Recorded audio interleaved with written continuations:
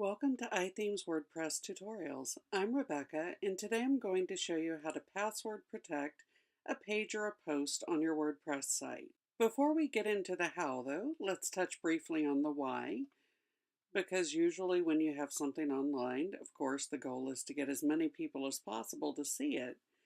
However, in certain cases, you might want to password protect something.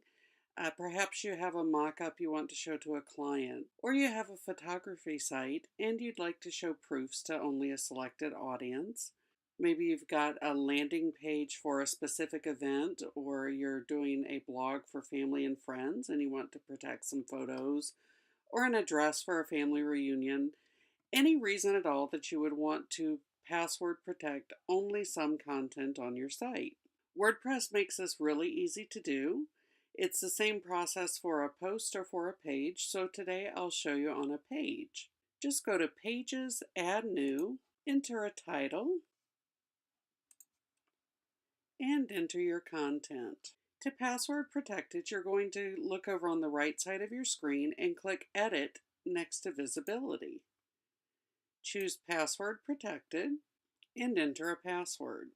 Just click OK and then Publish. You'll see now that when you visit that page and you're not logged into your site, you'll be asked to enter a password in order to view the content. Something to bear in mind when you're protecting your page or your post: make sure that you choose password protected rather than private. Private will mean that only editors or administrators on your site will ever be able to view the page, and you'll have to use your site username and password in order to view it. So again, just make sure you choose password protected.